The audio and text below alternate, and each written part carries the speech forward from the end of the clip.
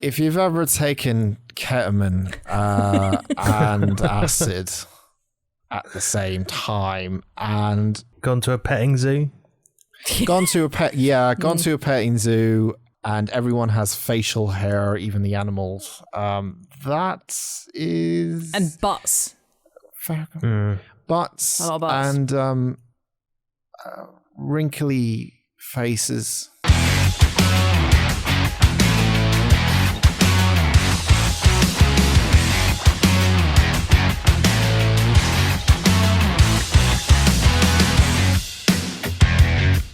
Hello everyone, welcome to episode 79 of the Unusual... Stop laughing.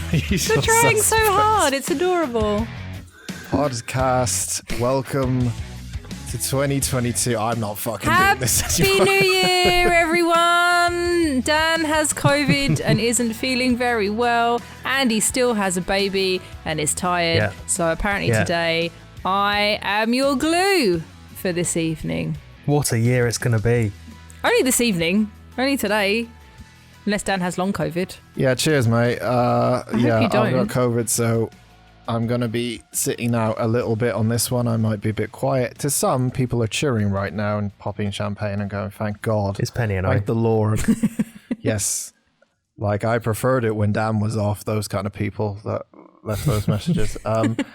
Welcome back. We're back. Hello. It's all good in the hood. Other than COVID, how was your Christmas? How was your New Year's, everyone? Andy, also open to you. I'll answer first then, shall I? It was an open question to you fucking dumbass. That's what you just said. Both of you. Both of us. My Christmas was fine, thank you.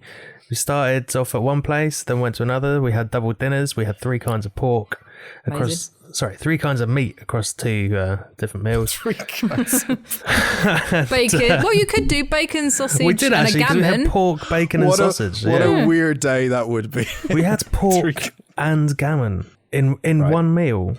2 different kind of pig meats, plus obviously pigs and blankets. New Year was fine. We were at home. We had a relatively quiet one. I think we played some Mario Kart. We tried to get Milo to bed early and we couldn't. So it was just a regular day. Early on New Year's, he's got to watch the fireworks. We can't get him to bed before midnight most nights anyway, so...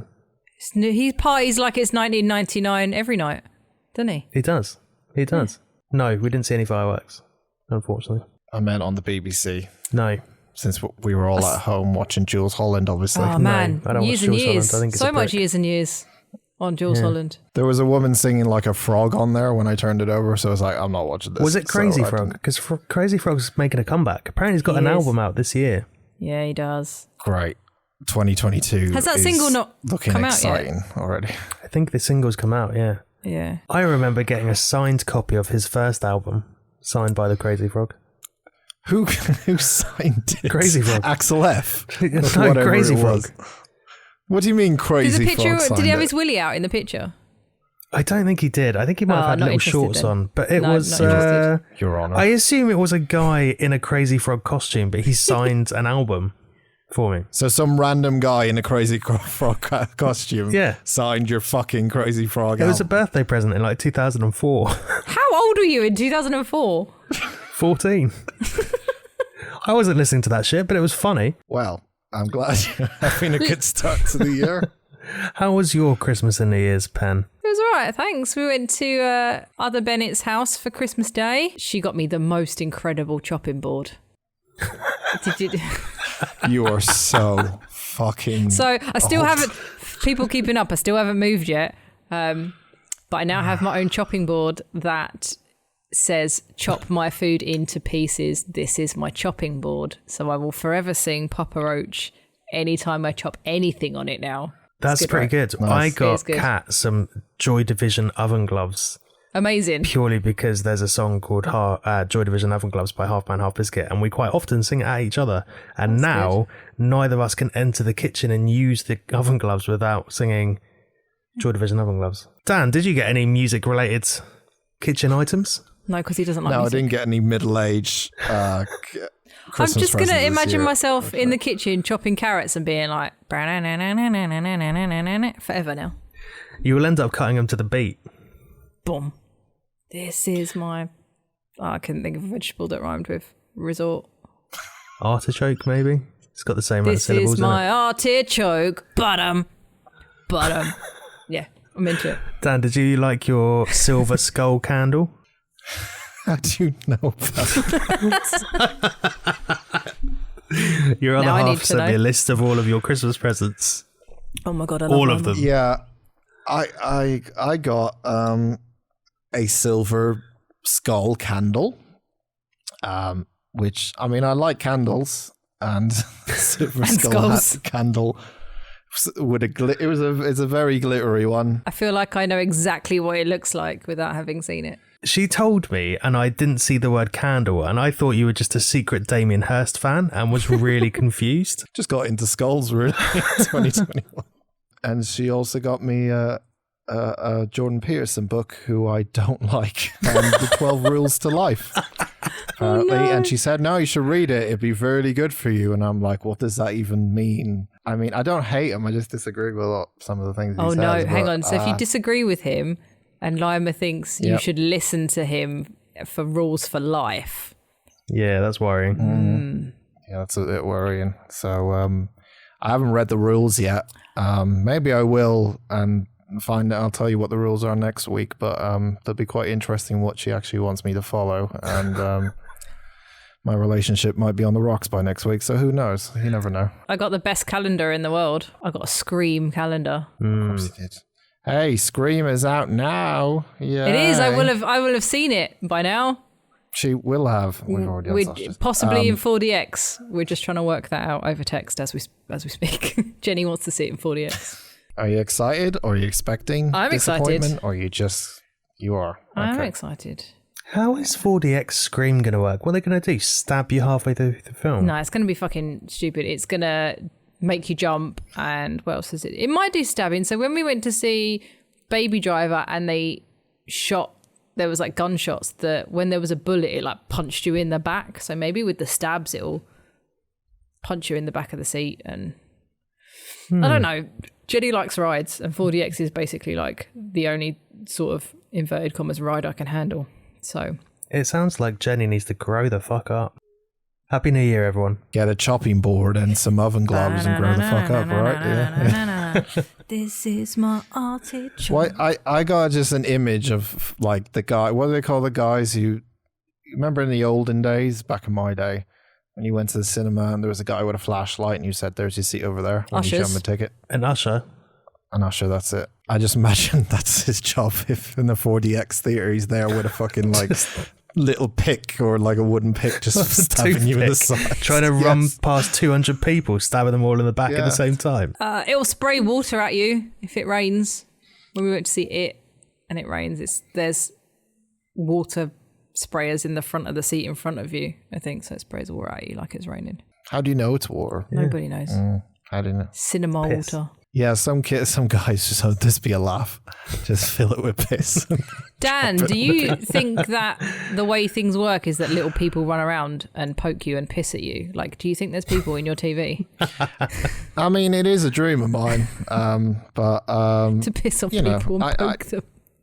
My brain is not working today, so whatever I say, I'll probably say in a week, why the fuck did I say that? And I don't really care at this point because my head hurts a lot. But should we crack on and put you out of your misery? Would that help? Yeah. Why? What are we doing? Hey. Well, I don't know. Whatever we decided we were going to do this week. So over the Christmas period, leave it to Penny. Ugh, I hate that phrase. The Christmas period, festive period. I did a Dan, but I watched way more documentaries than Dan did. So this is my segment of. Oh, it's not a competition. It is now, because I watched 26 different documentaries / documentary series. That's one more than 25. That is good maths. Normally you watch you come back and you're like, I watched 8 in a week. Well, I watched 26 in 2 and a bit. So I'll list them all and then we can talk about some of them. Because I also posted these on my Instagram and I'll put them on our Instagram. And the other day my mum went to me, didn't I watch some weird shit, didn't you? So, do we want the years with all of these? I don't think we do. They're all from... She's bringing a book. I've got a whole list. It's fucking enormous. It's a fucking journal. It's A3. I watched 2020's Belushi, 2020's Crazy, Not Insane, 2021's Monsters Inside, the 24 Faces of Billy Milligan, 2020's I watched You Can't Kill David Arquette, which we have talked about and it was fucking great. 2019's Inmate Number 1, 2019's The DNA of Murder with Paul Holes, 2020's Happy Happy Joy Joy, the Ren and Stimpy story. She's really going to name them all. Yeah. 2019's The Queens. 2018's Too Macabre, the making of Elvira, Mistress of the Dark. Sorry, what did you call her? Elvira, Mistress of Darkness, I believe, is Dan's version. Elvira, Mistress of Darkness. Yep. Yeah, that was it, yeah. 2019's Cleaning Up the Town, Remembering Ghostbusters. 2017's VHS Revolution. 2017's Perfect Bid, the contestant who knew too much. 2018's Boiled Angels, the trial of Mike Diana.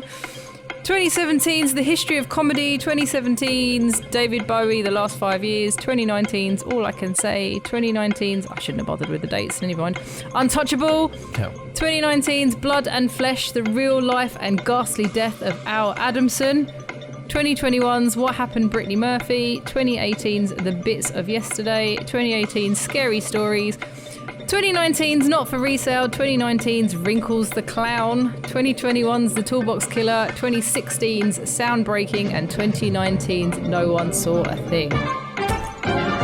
All right, good night, everyone. Thank you very much for listening. We'll see you next week. Did you watch anything cheery? There's a lot of real true crime. My mum said that. She's like, you know, I love true crime though. I'm not being critical, but no, a lot of them are quite sad. We can start with possibly the most cheerful one on the list, if you like, which was Happy Happy Joy Joy, the Ren and Stimpy story. Are you boys old enough for Ren and Stimpy? Does anyone know what the fuck I'm talking about? Yeah, of course. We know. Yes. I know of it. I never watched it. Never seen it. I used to watch it a lot, yes. Yeah. So for those of you that don't know, Dan, how would you describe Ren and Stimpy with your COVID brain? So if you've ever taken ketamine and acid at the same time and gone to a petting zoo, gone to a petting zoo, and everyone has facial hair, even the animals. That is and butts, butts, and wrinkly faces. It's like a fever dream, is how I would describe it. It is like a fever dream. It's not. It's like Courage the Cowardly Dog. They both scare the absolute piss out of me. Can't quite tell you why, but I'm not comfortable with it. It's like something you would think would have been on Adult Swim today. It wasn't. I mean, it was for children. See, the documentary is about the guy that created it, whose name I can't say. John Crickfalusi. I don't know how you say it, but he used to draw Ren and Stimpy, and then how it became a cartoon and how it was picked up by Nickelodeon. It's beautifully drawn and is well known for their weird close-ups that are like actual paintings, but it'll be like a close-up of Stimpy's mouth with no teeth and all the nerves hanging out, or something completely. Yeah. Stimpy is a cat, Ren is a little chihuahua, for people that don't know, and it's just kind of the story of how that was made and the company. One of my favorite bits was how they got some of the things past Nickelodeon, because obviously there's a lot of fart jokes. There's a whole story about when Stimpy loses his fart, which is really sad. And like I said, it was really grotesque. And one of the the Nickelodeon people would be like, yeah, you can't have that, you can't have that. And sometimes they would just draw storyboards and put post-it notes over bits of it, and they would look at the storyboards and go, yeah, these are fine, and then they'd get approved, they'd get signed off, and then they'd go away and take the post-it notes off and then make it into the cartoon. And when Nickelodeon went, we didn't say you could have that, they were like, yeah, look, it was on the storyboard, you approved. I mean, that is sneaky. It's a different time, isn't it? It was good. There was a lot of stuff like you couldn't make a Johnny Bravo anymore, could you? No, probably not. No. Did you hear they're doing a new Beavis and Butthead movie? Will that work? I don't know. I don't know how that's going to pull off, but yeah. No. I watched some Powerpuff Girls recently, and that's also pretty sinister, just in the way that it's animated.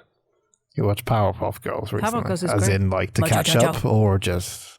No, I just watched the original series of Powerpuff Girls, and it's... Well, they just tried to do it's not a fun watch. I don't like it. No, they're trying to do a live version too now, aren't they? Yeah, but it's going to be dog shit. How do you feel about Dexter's Lab? It was all that sort of Cartoon Also, Network don't like stuff. it. I think any sort of like original Cartoon Network stuff sits really uncomfortably with me. It did always feel a bit like not. I don't know if I should be watching it, but like a little bit like that. Ren and Stimpy, definitely. Even when I was a kid, I was like, I don't know if this is for children, but it's on Nickelodeon, so it must be. But Cartoon Network, some of those, like you said, like Courage the Cowardly Dog, is really dark in places, and it's unnerving. When Ed, Edd and Eddy as well. I think it's just the way that they all look out of proportions.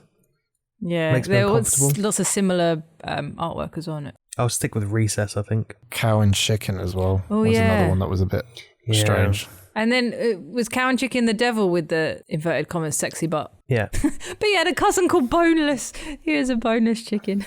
Anyway, that was a good one. If you have seen Ren and Stimpy, it's probably better. But it was still interesting nonetheless. I watched Belushi, about John Belushi, the comedian. Yeah, one of the Blues Brothers was famous for Saturday Night Live and was a very funny dude, but also very sad. And unfortunately, he died of an overdose when he was 33. My earliest movie memory is watching the Blues Brothers on like a Christmas day or something, but like very, very, very early on. But yeah, I didn't get it obviously as a kid, but like as you grew up and kind of appreciate that film a little bit more. But yeah, I don't think I've ever seen it, but I've listened to the soundtrack many, many times as a kid. But I'm a big old SNL fan, so obviously my favourite SNL years are the 90s, because of course they are. When you had all those old comedians like Belushi. Like, also, sorry, Dan Aykroyd was a fucking babe. You don't have to agree with me, but he was a babe when he was younger. Dan Aykroyd, honestly, I surprised myself. He was a babe back in the day. No wonder he pulled Carrie Fisher. Back in the day, he was dressing up as two fat gammon babies. No, more back in the day. I think Ben's just thirsty. Yeah, well, very thirsty. That too. It's been a month. It's been a long Christmas. I have a soft spot for sad comedians. Like I watched the Chris Farley documentary. That was really good. But also he went too soon as well. But that was one that was worth watching. Another one that I know Andy wants to watch is Inmate #1, which is about Danny Trejo. I nearly watched this the other day, but watched something else. But the only reason I didn't watch this is because it was like 2 hours long. Oh, was it really? Yeah. God, what's that all about? 2 hours for a film? Yeah, but when you've only got like an hour before here we go, a child starts screaming, you have to pick and choose. Got to learn to watch things in chunks. I don't think I might have watched it all in one go. Well, what we're saying, ladies and gents, we're never watching anything past 2 hours. Fuck if we put anything over 2 hours. I sent you that meme, wasn't it? It's like, do you want to watch a 4-hour movie? No, but do you want to watch 10 1-hour serial killer episodes or something on Netflix in one day? Yes, like, please. Yeah. But that's because you're not locked in. You could watch 10, you could watch 1. But when you've got a 4-hour film, there's no credits where you can get up and go, I'll go outside or something. You just gotta set the mood. You gotta light some skull candles. You gotta like dim the lights. I'm worried the glitter's gonna set your house on fire. Like genuinely. Having had 2 house fires, I'm scared for you. Cool. Please don't light it. I mean, this week COVID. Next week, my house is on fire. No, just don't light it. Or maybe like try and like. It's light a gift. outside. I have to light it. Well, can you just like just light rub it once and then blow it out? Well, can you just rub it to get the excess glitter off? It's fine. I'm sure it's fucking FDA approved or wherever the fuck it is. Atoll protected. Like, we know your partner. It might not be. I know her very well, Yeah. and yes, she buys me weird gifts, but yeah, I still like that someone's bought me something. As sad as that is, it's nice that someone just buys me be something. careful with it, is all we're saying. I love your other half. She's very generous, and she's quite often turned up just out of the blue with gifts whenever she's come round. And I will never forget the time she turned up with a mug with a fish on it. And when I asked her why, she said, I thought she'd bought you a goldfish. She said, "Do you like fish?" I was like, "No." She's like, "Oh, do you like mugs?" I was like, "Well, how do I answer that?" Oh, bless her. I don't like them. I need them. Yeah. Anyway, Danny Trejo is an actor. He's been in everything.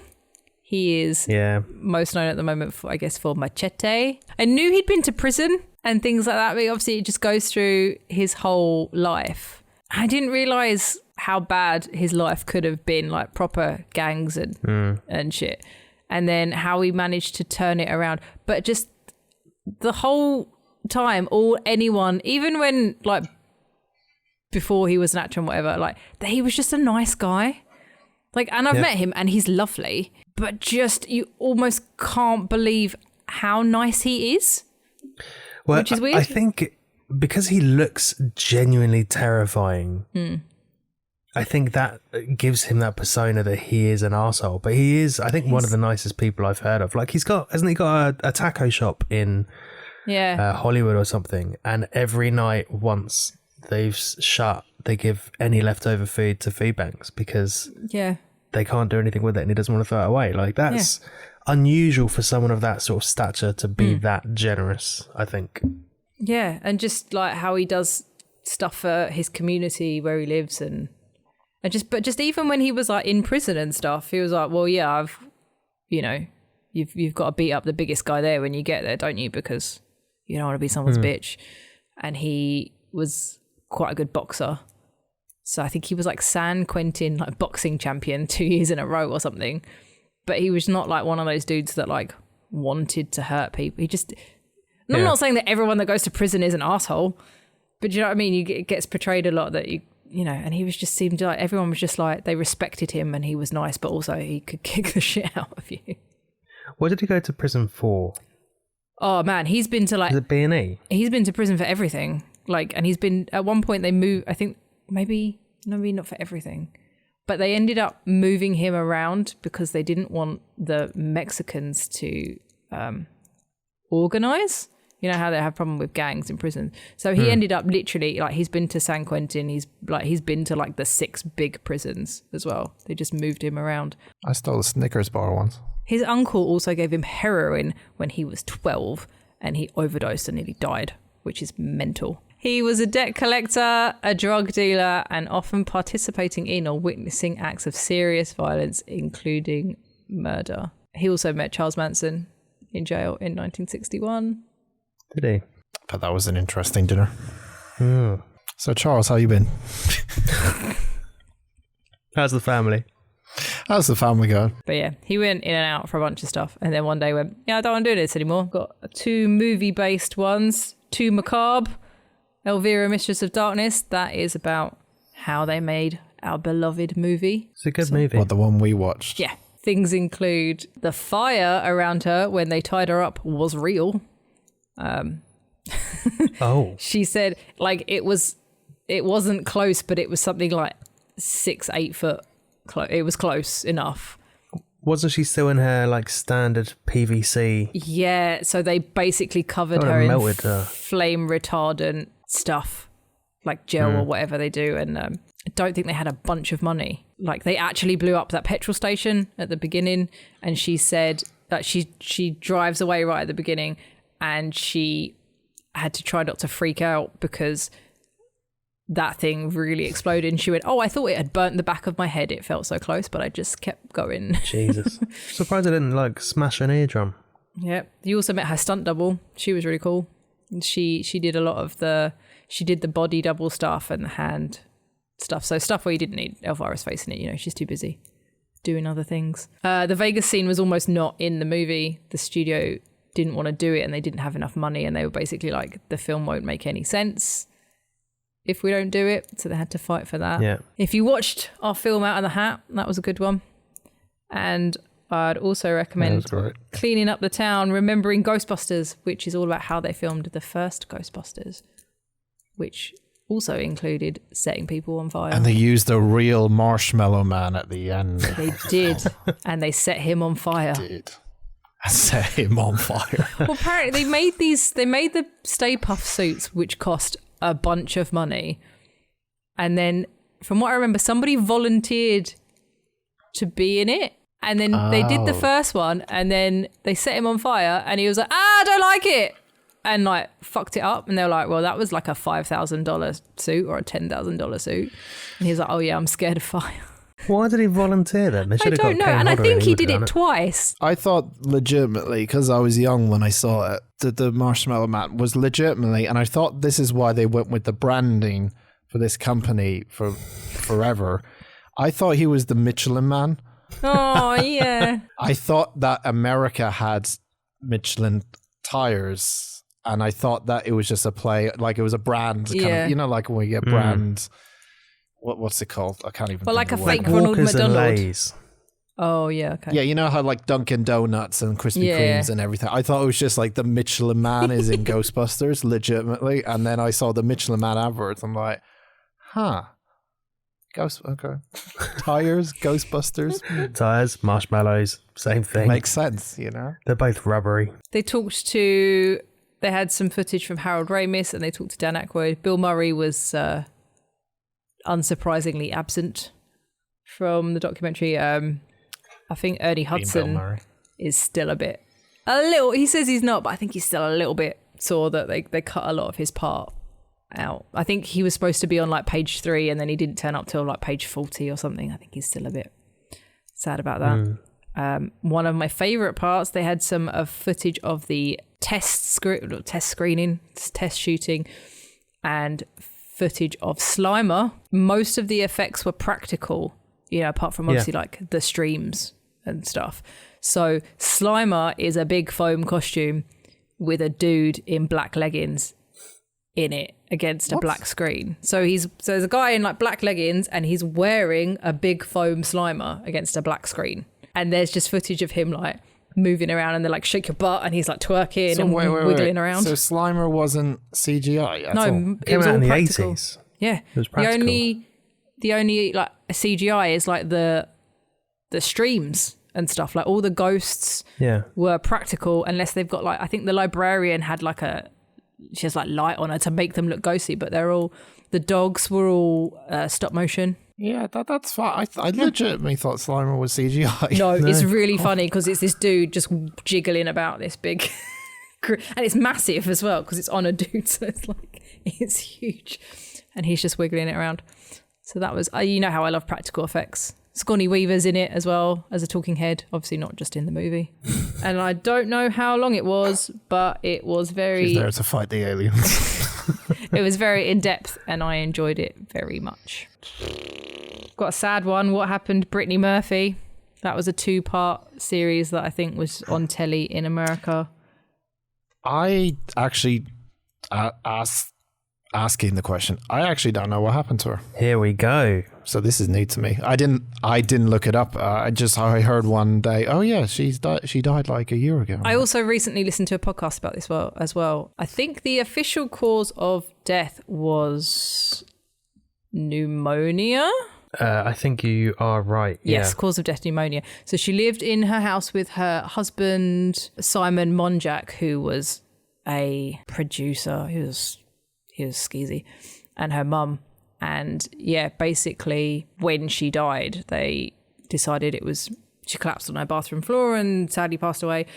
And they said it was pneumonia. And then within 6 months, Simon was dead as well. Same complications, wasn't it? Pneumonia and then an iron deficiency, anemia, which is unusual. So then they were saying that there was black mold in the house and things. But then apparently it took them a little while. Like people thought Brittany had been ill for a while and she'd been complaining of various ailments and not feeling very well.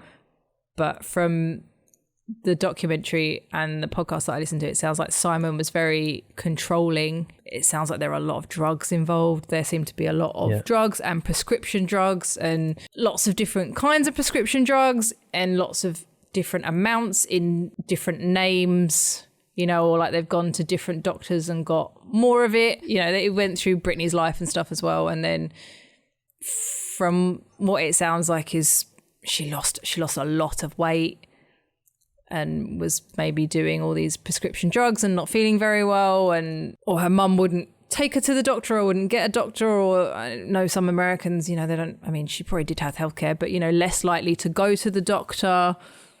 And eventually she was, they showed some footage of her and she was She was tiny anyway. So what else is nicer? The perfect bid, the contestant who knew too much.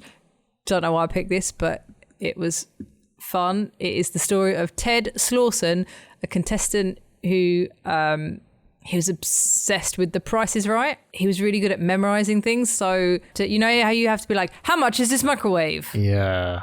And the closest one wins. He went to a taping and he realized that they used the same things fairly regularly. So my kind of guy, he created a spreadsheet and started putting all the things into the spreadsheet with the prices in and memorizing them. And he even created his own little computer game where he could play The Price is Right and get the prices. He sounds like a massive fucking nerd. Yeah, it's great. And then the really nice thing about this is they go and they queue up to get in the audience. And then it sounds like the producers come out and they give everybody a name tag and they talk to them and then they pick them. So they'll be like, Dan, come on down, and you get to play. But once you play, the rule used to be that once you play, you weren't allowed to play ever again. And but he just liked going, and he would go and then people shout out what they think the microwave costs or whatever.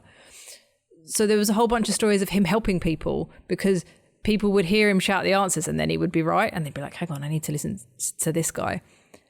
And then he actually helped like a bunch of people win. I'm surprised they let him continue to go. Like, I'm not expecting it to be like a casino where they like scope out the people who are obviously cheating.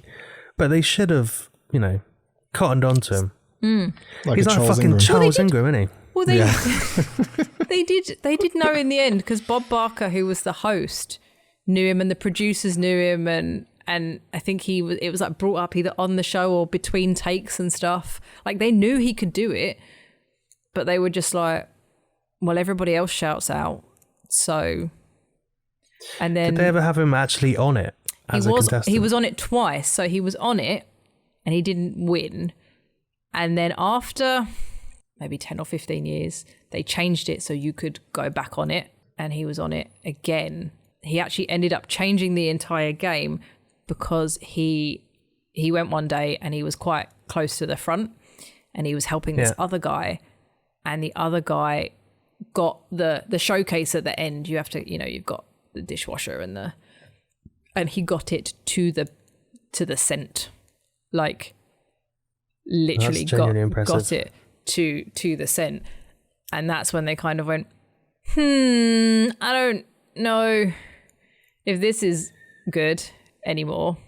So now they switch up the they don't stop people shouting out or anything like that, but they switch up the items a lot more often, so it is not as easy to makes sense. But that was kind of a fun one because he would like meet people in the line and be like, hey, listen to me because I know stuff, so if you want help and you can hear me, I'll help you out. Like he just liked going and helping people and stuff with his knowledge rather than being like, I'm gonna go on it and I'm gonna win all the stuff. Did Bob Barker make an appearance on the documentary? He did, as he is no longer with us, but he was, when was the documentary? It's 2017. He's still alive? No, Bob Barker's dead. No, he's not. Is he not? Are you sure? He's 98. I know this because I was going to put him on my death list for the year, but I didn't. I thought he was... No, it's the guy from Alex the American TV show. That was it, who died. Oh, it was Alex Trebek. Yeah. Oh, yeah. I'm very sorry, Bob Barker's 98, so if you're doing a death list this year, slip him in there. I haven't. I'm hoping he's going to last that until 2023. Jesus Christ, Sandy, you have a death list. We have a family death list every year, yeah. Oh, you fucking... I'm surprised the Bennetts aren't all over this, to be fair. No. I was livid on New Year's Eve when I found out about Betty White. Livid. My sister had Betty White for 2022 and she passed just before. This isn't Paddy Power for 2021. So she got the bonus points. I was sad she didn't make it to her 100th birthday. But though that is quite good comedic timing. She had a whole magazine about her being 100 and then she popped her clogs 2 weeks before. It's quite funny. It's fucking genius. I also watched My kind of woman.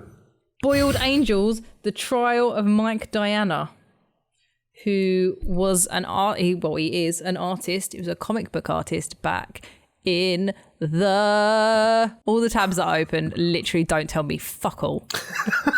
In the late 80s, early 90s, maybe. And he used to draw a comic book called Boiled Angels, and he would draw a little comic book, a little zine, and he would swap it with people and he would sell it. Unfortunately, it was horrific. Are we talking badly drawn or content-wise? Content. Oh, yeah, I've just Googled him. Yeah, okay. Baby rape, anyone rape.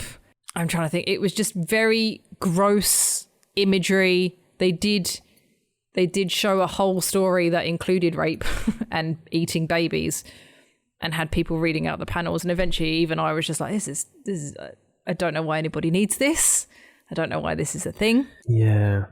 But Mike Diana has every right to draw whatever he wants because free speech. But unfortunately for Mike Diana, they were investigating a murder and they happened to find one of his zines. And America in the 80s and early 90s, there was some bit like here, book burnings and satanic panic and puritanical stuff. So Mike Diana is actually the only person to ever have been convicted of obscenity. Interesting. Yeah. That is interesting. So they went undercover and ordered a couple of the thing is they found it, cleared him, he had nothing to do with the murder. They found it and then they weren't bothered about it until someone else saw the one that they found at the place or whatever, like ages later. But they decided that he was quite a young guy. He was like early 20s.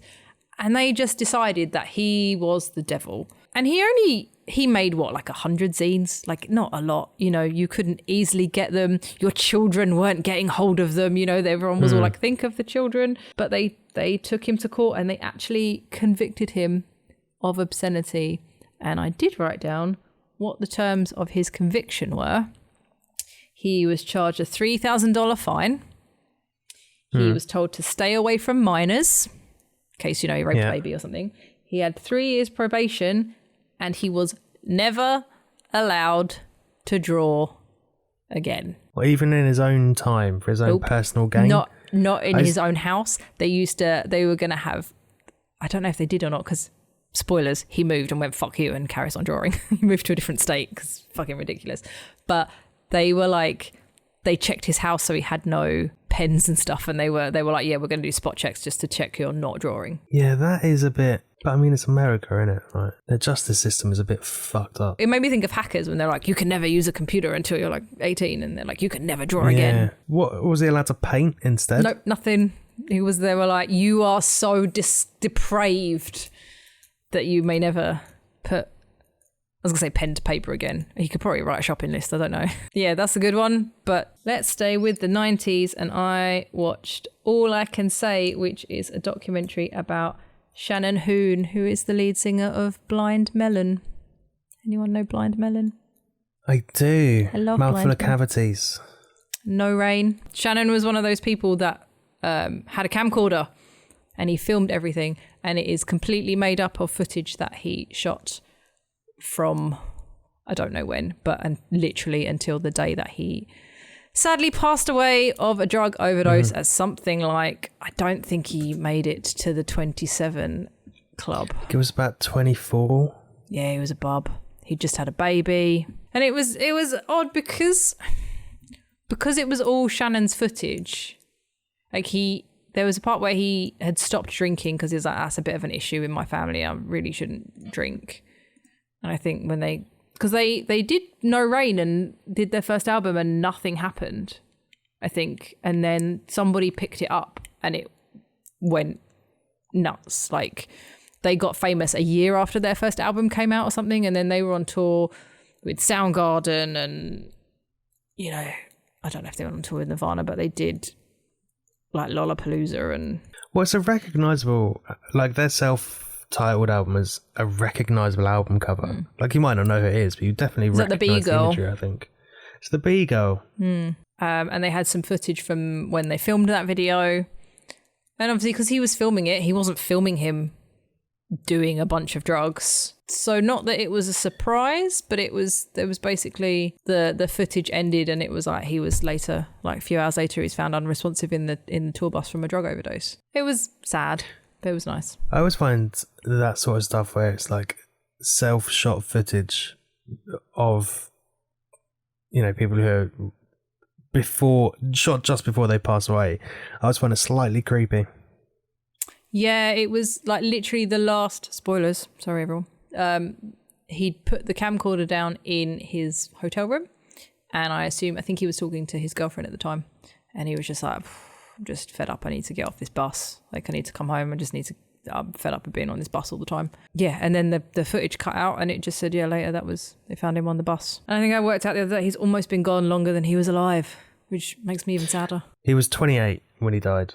28. And I actually don't know that many Blind Melon songs. No Rain is one of my favourite songs in the history of the world.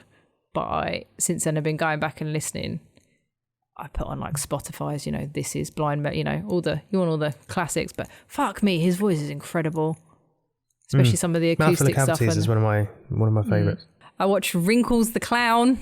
I've heard about this one. Yeah, that name stands out to me. It sounds like something that's going to creep me out. Tell me more. I can't tell you too much about it without spoiling it. But it followed. You can. No, you can't. Just the premise of it. I can do the premise. So it's about Wrinkles the Clown, who lives in Florida, and you can call up Wrinkles, and for a couple $100, he will come round and scare the shit out of your children if they're being dickheads. Oh, that is a haunting looking clown as well. It is. You know how we talk about Halloween, they took a William Shatner mask and made it scary? Yeah. It's almost as if they took a scary mask and turned it into a clown to make it less like the opposite. Didn't go where I thought it was going to go. Literally got halfway through and went, what the fuck? Would recommend that one. It was the weird thing about it, right? I was just like, the fact that someone would do this and charge people a couple $100 to come and scare the shit out of their children. I was like, yeah, that's fair. Like, I wasn't like, I can't believe someone would do this. I was like, yeah, of course somebody does this. We all got to make a buck. If he has to scare some kids, then he's got to scare some kids. Yeah. I feel like out of all the ones you talked about, this is the one that I'm immediately going to try and hunt out because it sounds like anything with a good twist like that, I'm in. And the thing is, while I was watching these, I was painting and doing some other creative bits, so I'm not sitting and looking at it the whole time. But yeah, it did make me sit up and go, what? I think that's that one and maybe the one about Danny Trejo you'd probably like the most, but for different reasons. I watched one about Harvey Weinstein called Untouchable. That wasn't fun. Yeah, that doesn't sound fun. Nope. That was a lot of ladies just saying how rapey and awful he is and has always been. So if that's your bag, it was good. Like, is good the word? I don't really... It was informative. It was informative, and we know this now, but it does sound like a industry non-secret. I think it was the same with Savile, wasn't it? The people with enough power that they can sort of get away with things. And I guess, certain members of the royal family, as we're about to find out in the next few weeks. Yeah. But I won't name any names so we don't get shut down. What? Nonce Andrew? I'll do it. I don't give a shit. Pizza Express. We're being blacklisted now. Our sponsor this week.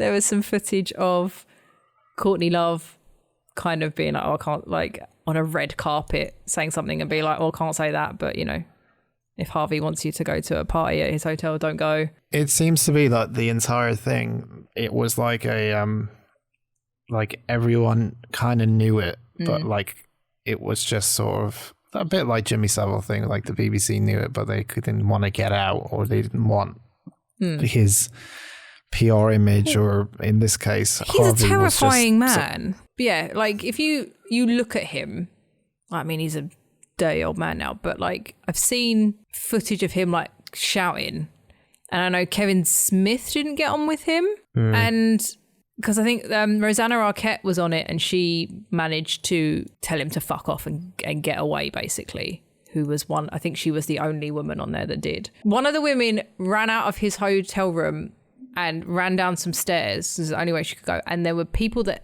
worked for him waiting at the bottom of the stairs. Like they knew that was going to happen. And you can see how people are like, well, I don't, you're an assistant. You don't want to lose your job. It was power play. That's all it was. Is power. Were they there to send them back to his room or to like help them get out? No, to just be like, I think she said they were waiting for him for like a meeting or waiting to go up to see him, but she was clearly distressed and nobody seemed surprised and nobody helped her. But I was just like thinking what I know, like I've heard about, like seen him shouting and I think Kevin Smith saying he was very like aggressive. I'd be like none of them seemed to be like, oh, you know, he had a massive go. But I was like, he would terrify me. Like every woman wants to be like, well, I wouldn't do that. You know, I'm not going to do that for my career. And I would just be like, fuck you, Harvey. You know. And see, Rosanna Arquette did. And obviously it's not, there's no victim blaming in any of this. But I was like, yeah. He genuinely, I was like, I can see how he is fucking terrifying. Like how he could be terrifying. And you'd be like, I can't leave. I can't. He's built like me, isn't he? He's like 6 foot one-ish and wide. And I imagine if he's like lumbering over you, giving you a proper bollocking, that's going to be terrifying, and you're just going to listen to what he says. Because it doesn't sound like he got too aggressive with any of them, but he just sounds intimidating and terrifying. And I don't think he needed to get that aggressive with him, because he probably knew that he already had power and sway. Yeah. And, you know, could intimidate him. You know, you'll never work in this town again, or that sort of bullshit. And then the awful thing, one of the awful things is, and you can take this at face value, a lot of men that he worked with went, well, I didn't know, because they'd be like, oh, you heard that so-and-so slept with Harvey. But it was never, you know, they were like, I just thought they slept with him to get ahead, or, you know, that's to, you know, oh, you want that part in the movie, I'll sleep with you. A lot of blokes seem to, whether that's what they told themselves or whether they were just completely naive and oblivious. I think it's a mixture of both, really. Yeah. Say, like what you're saying, like, obviously, appearance-wise, he's intimidating, but, like, not every big person or whatever big, you know, scary-looking person is going to be doing disgusting things like he did. He's big and scary, but lovely. Yeah. Well, yeah. Is also that Andy.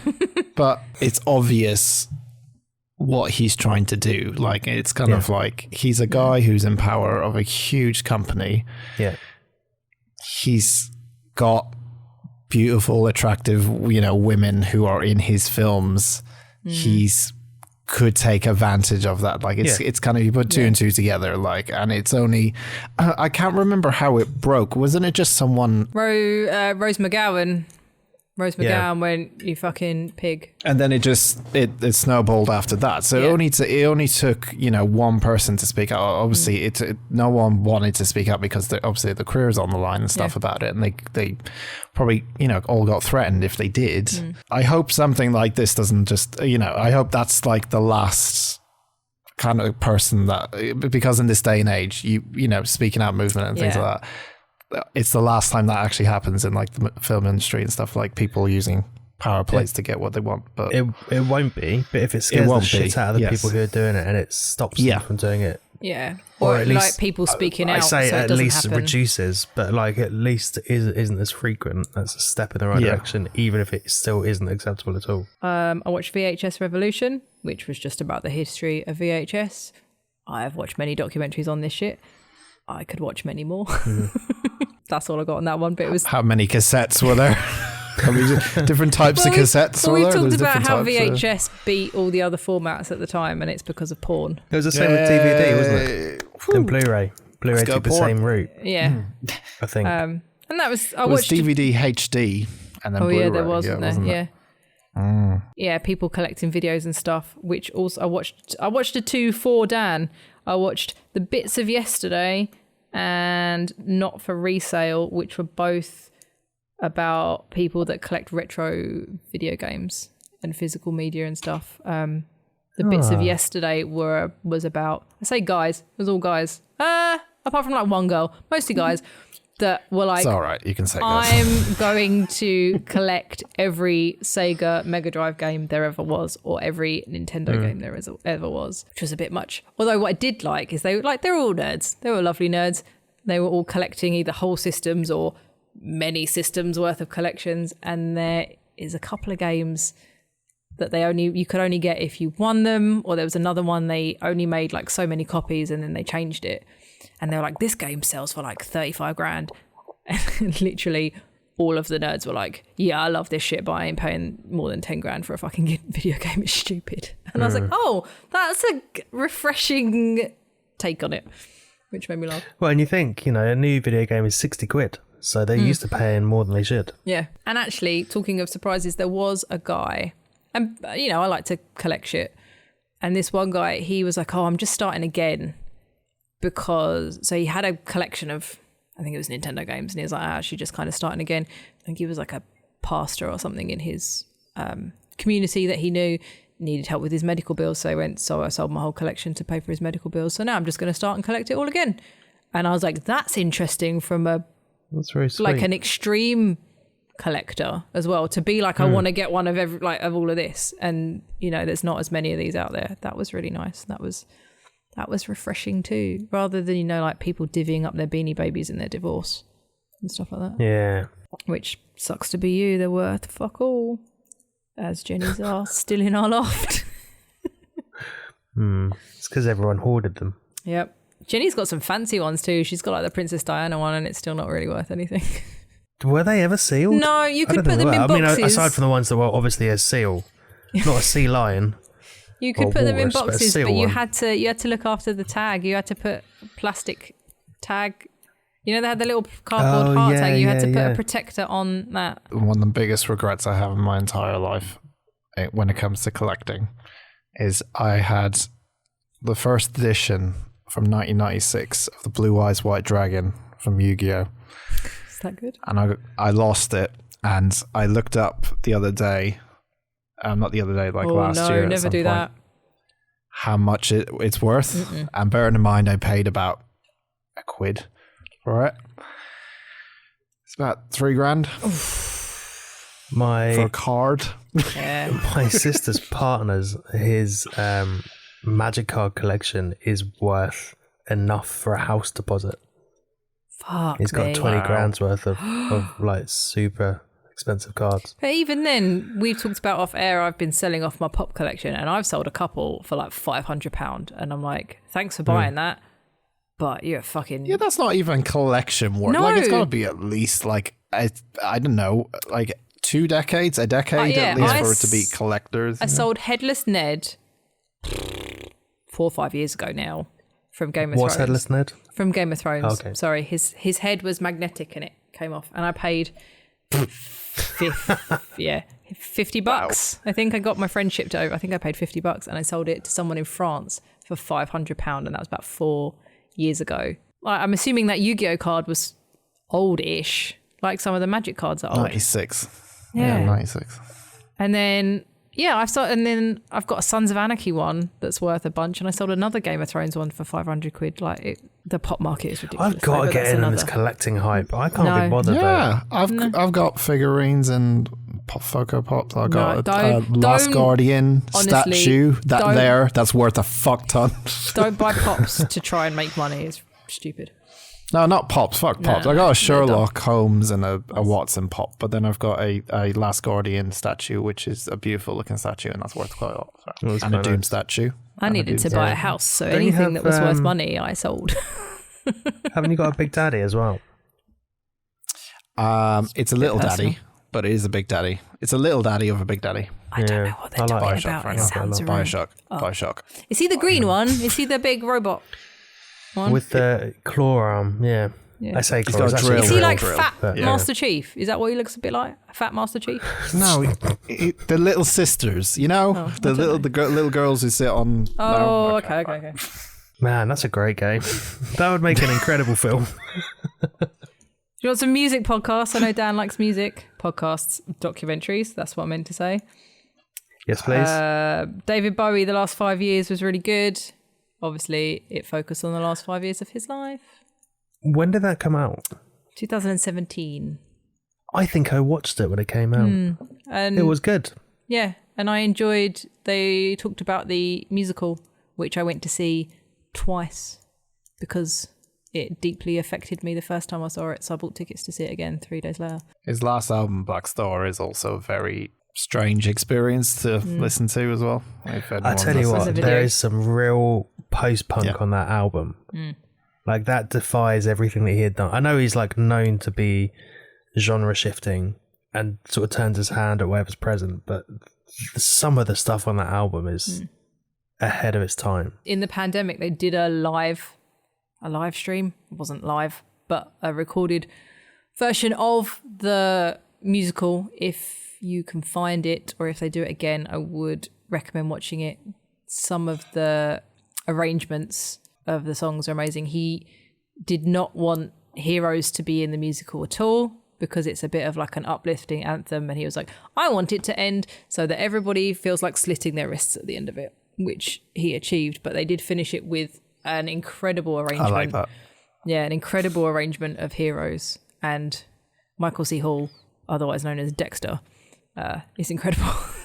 I managed to get tickets to see it right at the end, and I took the day off work and I went to see it on my own, and it was incredible, and it made me cry. And then I had another look online when I got home, and they had tickets again like 3 days later, so I went at the weekend as well. I also watched a series called Soundbreaking from 2016, which is just I think it was 6 parts on music. So one was about producers and one was about bands, but it was stuff like the Beatles and the Stones and the Beach Boys. They talked about the wall of sound, how they used to do things on tracks, and the Beatles bringing strings into things, and how lots of bands changed how music is recorded or not, just the history of music. I watched 2 documentaries about multiple personality disorder in a row. That sounds like hard work. Yeah. I watched Crazy, Not Insane, and Monsters Inside the 24 Faces of Billy Milligan. I have purposefully not mentioned where you can watch any of these, because I don't know where you can watch any of these, but I do know that Monsters Inside is on Netflix. So if anyone specifically wants to watch that one you can have legally. Yeah, it was an interesting case. Billy Milligan killed some people, killed a bunch of ladies, said he didn't do it, said it wasn't him. And then Crazy Not Insane was, about people that, I don't want to say the craze of multiple personality disorder, but it does. There was a woman that wrote a book about someone that she said had it, and it kind of divided the psychology community of whether it's real or not. And then obviously after you do like a big, like famous person with multiple personality disorder is the next person that comes along and says it. Are they telling the truth? Are they lying? Yeah. So there was a lot of psychologists. There was one lady in particular, I believe in Crazy Not Insane, that worked with a lot of people, and she was like, it's real. This person, I talked to them and they've got a different accent. They've got different handwriting. Billy Milligan, I believe, is no longer in prison. Oh, he's dead. But he did get out. He died. But he didn't die in prison, did he? They let him out? Or no? Yeah, they let him out in 1988. Yeah, I feel like he lived a while after having murdered some people. He didn't get life in prison for murdering all these people, because they kind of decided that actually it wasn't him and he wasn't in control of his faculties. Yeah, Crazy Insane was the lady basically being like, I think, this is real. And I think there was maybe one in that where they showed like, he was like, oh, he could speak in Arabic, and you're like, oh, his cellmate taught him how to do some of that. And I don't know. It's an interesting one. It's tricky, isn't it? It's like a delicate thing to sort of look into. Because I feel like you can't really prove it. There's no way to prove it. I don't think there's a way to prove it, really. Personalities that are children, there's different bits of your brain that work when you're a kid, and they were like, look, this bit's lighting up, which it shouldn't, because they're not a child. And the way certain things, their brain chemistry worked and stuff. Watched a couple of things, and this gives you some idea how my Christmas was. I watched a couple of things on psychology of criminals, and mainly their interviews when they get brought in to the police investigation room. And there was one guy in particular who faked he was crazy to get out of a murder that he did. Like he would, they caught like he was pretending, but the way they caught him was that when the cameras were pointing at him and no one was in the room, he would just snap back into normal, and then he would go into his thing. But that's obviously a bit different and stuff. But I guess there's no way you can't really prove it unless it's someone who's known the person well. Then even if they did, some people just go insane at some point, and some people just lose their minds quite a bit, and they think differently and they act differently, and they can jump to different characters in their head, and it's a bit strange. But interestingly said that when it happens that it's in childhood. Like there's some massive, it kind of has to happen in childhood that there's some massive trauma. You do it in childhood. When you pretend you're a police officer, you pretend you're a fireman, it's that whole childlike mentality of pretending you're something else. It's on HBO if anyone wants to watch it. Crazy Not Insane, which is coming to the UK. Is I it think really? it's already at the UK now. Yes, it is. For a low price of $9.99. I don't know. Don't say that. We're not sponsored. I'm not sponsored. Oh, I don't know. We don't know. I don't know. I'll do one more. We'll end on a cheerful note from me. I watched one called The Queens, which followed 4 famous RuPaul drag queens. They went on tour. For anyone that's into Drag Race, was Jinx Monsoon, Sharon Needles, Alaska Thunderfuck, and Katya because I don't know how to say her last. It sounds like a fucking drag queen Pikachu. I love Alaska so much. She's my favourite, I think, Alaska. And that just followed them on tour and was a nice look at some of our favourite drag queens. Oh, I'm going to throw in a quick shudder. For anyone that likes RuPaul's Drag Race and horror, there is a horror-themed drag show on Shudder called The Boulet Brothers Dragula, which Jenny and I watched in 2 days over New Year's. And it was fucking weird, but it was good. Go watch that if that's your bag. I'm done. Wow. I watched 2 documentaries. But one is exciting. I watched 2. So I watched The Forecaster from 2014 about Martin Armstrong. He's like a financial forecaster, and he predicted do you mean makes up like recessions and rises and falls within stock markets using some equation that he created out of pi. There's some bullshit like algorithm that he has, and then one day there's a knock on his door and it's the FBI telling him that they're arresting him because whatever he's done with some Russian. Essentially what he was getting at was that he put Putin in power because he helped he helped Russian markets, and then governments were getting involved, and then the FBI by tried to arrest predicting him. stuff or like actually helping them? So they put him in charge of like accounts and stuff, and they asked for him to give like suggestions, and they needed someone to blame, so they put it on him. So he spent 7 years in jail. Oof. Now here's the interesting thing: at the end of this documentary, it says, "This is a birthday present to Martin Armstrong, and it's made for him." So it's not a particularly level documentary. It's quite biased. Essentially, side. It's just him. It's him trying to clear his name. So they made a documentary to clear his name. They made a documentary essentially a piece of entertainment to make it clear his name. Wow. Yeah, essentially saying that he's not an arsehole, but he certainly seems like a bit of a smug prick. Did you enjoy it, Andy? I watched it in 2 parts. I watched the second part at 4 a.m. And it was fine. Oh, I just wondered if that was your thing, because then I would recommend Enron, The Smartest Man in the Room, because that whole shit. It's interesting because as I was watching it, I was like, I wonder if Penny would like this because she loves Enron. I do love Enron. And I know you love Enron. No idea why. It's such a weird. No, me neither. It's I a weird can't fixation. believe I went to see Enron the musical. Yeah, it's so weird. That's why my mum was like, "You watch some weird shit." I can't help it. The other documentary I watched was Banksy and the Rise of Outlaw Art. So this is a retrospective of graffiti and street art, and culminates in like Banksy and how he sort of developed and where he came from and stuff. It doesn't name who he is. It does talk about rumours who he could be. He's the guy from that band. Massive Attack. Yeah. I've decided. I've made up my mind. Goldie said so. They confirms. We got exclusive. Goldie did say that on Distraction Pieces. He did. But it also talks to people like Benign. Banksy's like a personal assistant who does all the stuff back in the 90s with him. So it's genuinely interesting. It talks about how he's aware that he's become like a beacon of commercialism within art, and that he's trying to break that. Yeah. That's not his fault though, is it? Planned it. It's not at all. It is interesting, and it has some like interesting takes from other artists. I was trying to find the Pepe the Frog documentary, but I couldn't find it. I skipped it. I think I was Feels gonna. good, man. I think I was. I think Dan, you were going to watch it as well, weren't you? I've seen it.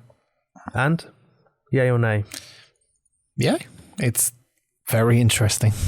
Oh, I saw a realistic drawing of Pepe the Frog the other day, and it made me very uncomfortable. You know, like when they make the Simpsons look like people.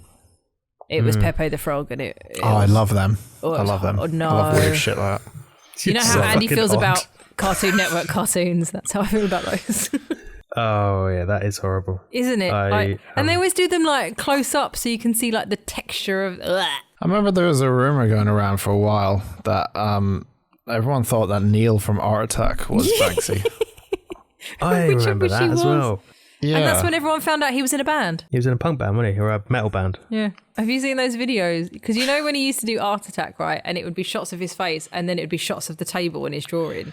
And they've taken real Art Attack footage and then made him draw like a dick. It's so good. Yes. Oh my God. Classic. It's so good. Funny. An absolute classic. So I couldn't find the Pepe the Frog documentary called Feels Good Man. And the only other one I was looking for was about Ralph Steadman. Don't know why, but I had it in my head that I had to watch a documentary about Ralph Steadman. Who's he? He is the artist who illustrated a load of Hunter S. Thompson books. And did the art style for Fear and Loathing in Las Vegas. So in that film where you have the weird fucking bats and fever dream bits, that's Ralph Steadman's work. It's really janky. It's like ink dripped. Yeah. I'm into it, but I couldn't find it. So, alas, I watched a documentary about some prick trying to defraud banks. I found one, The Complete History of Friday the 13th, and I was going to watch it, and then it turns out it's 400 minutes. The Nightmare on Elm Street documentary that's long is only half as long as that, and that was really good. I don't know That's enough nearly about... 7 hours. Well, that's 7 episodes of a TV show. It is true. It's not always about length. Sometimes it's about girth. Yeah. Sometimes where you put it and how you watch it and how you let it watch it grow into something else. Well, thank you very much for the documentary special where I didn't recommend a documentary at all. And the next time you two say, "Oh, it's not a documentary from Dan," if it helps, I work out that I watch documentaries when I'm sad. So I watching 26 of them shows you anything. Yeah. Really sad Christmas. It was fine. Christmas Day was lovely. It was the run up to Christmas and the lack of moving and things. I just wanted to be in worlds of serial killers and drag queens and computer games that were not anything to do with my life, I guess. God, that sounds horrible. I'm trying to make it sound less sad and I'm just making it worse. Welcome back, everyone. I'm fine. It's all good. We're happy to be here. We have to be here. I'll tell you about my Christmas next week, but for now, Penny, what's our social? Do we need to draw the hat? Film out the hat? Yeah, we do need to do the hat. We have no hat. Do the socials first. I'll get it ready. Go on. You can find us on Instagram and Facebook at Unusual Suspects Pod and on Twitter at Unusual Podspect. And now, if you listen to us on Spotify, you can give us some stars. They're doing some ratings. So when you go onto your Spotify app or probably the desktop underneath our picture, there's a little button and you can give us some stars. So go Penny, do that, please. If I've already rated you on Apple Podcast, do I have to rate you on Spotify? Yes. Well, I appreciate you listening to us on 2 platforms, Daniel.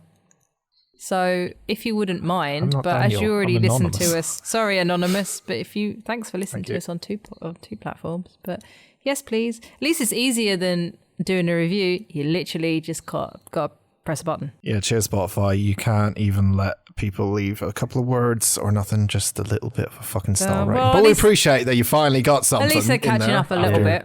And currently, our rating is better than my 2 favourite podcasts. So I listened this morning for the first time in probably 3 months, and I've given us a 5-star review. I will say this, I only listened to the Nativity that I did, and it was still hilarious. Oh, I haven't listened to that one yet. I'm a bit behind.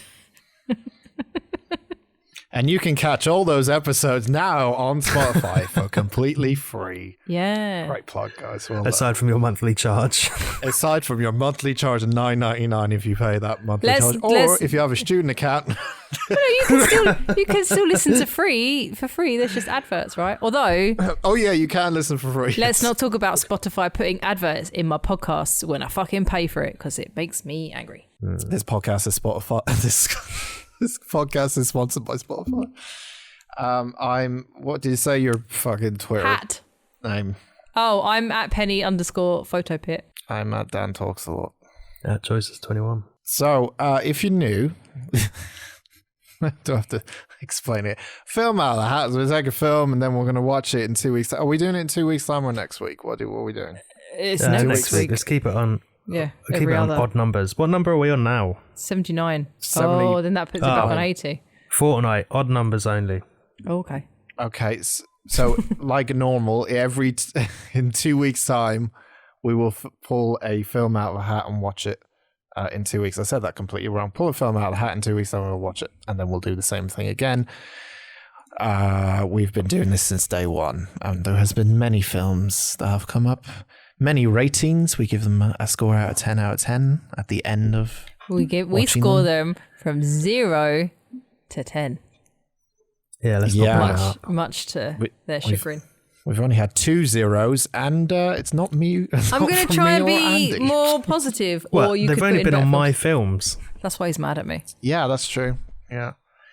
Penny was voted the most negative, which meant she gave the lowest scores last year. That's why I was sad and watched 26 documentaries.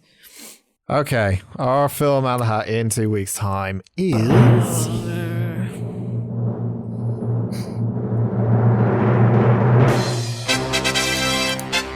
I missed it. I'm so fucking not podcast form today. I do apologise, everyone. That sounds terrible, but it is a Penny film. Thank the Lord. Thank the Lord. No. Maybe it's one of the 2 good ones, though. Either way, it's getting a 0. Out of what, 20 that you submitted? Okay, this is a film that came out in 2018. Oh, and it is a crime action film. And in 2 weeks' time, we'll be watching Assassination Nation. Oh, this was a good one. Penny, would you like to describe the film without spoiling it? Yes. Do you want me to describe it since you forgot? These IMDb fucking I'm things leaving this in. Dumb. After a malicious data hack exposes the secrets of the perpetually American town of Salem, chaos descends and 4 girls must fight to survive while coping with the hack themselves. I've only seen this once. I went to see it at the cinema, and it was great. Basically somebody hacks into maybe somebody's phone or just leaks. I think they leak everyone in Salem's secrets and data and stuff from their phones, which obviously causes some issues because everyone knows all the shit that everybody said about them. And Joel McHale is in it, and I'm excited to watch it again. Oh, not Joel McHale. What's wrong with Joel McHale? Not a fan. What? Do you not like Community? Do I need to walk off already? No. I don't like Community. Bella Thorne's in it from Shake It Up from the Disney Channel. Why do you know that? I've been around these towns. It's not 90s. It's not a horror movie. It's 2018. It's 2018. What do you want from me? Like, what more can I do?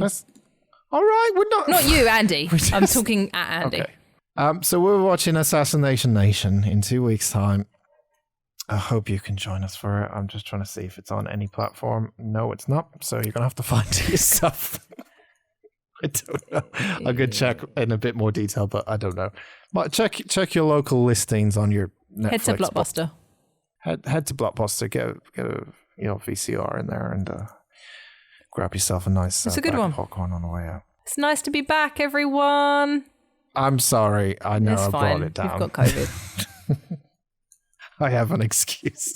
Have you had your booster? Yes. No, not the third one. I've had my double. Oh, should have had your booster. All right, fucking the Vax police. Jesus Christ. I've had 2 shots. Fucking hell. We'll be back next week. And I should be hopefully back to my most annoying form yet. You haven't even seen my final form. Christ. I nearly went documentary man and then realised I talked about documentaries for an hour and a half. Oh no, it's documentary man. Thank you. Thanks everyone for listening. Welcome back to our hell and joy. And we'll see you next week. Love you all. Love you, bye. Bye everyone. I've been playing my balls the whole time and they're all sticky.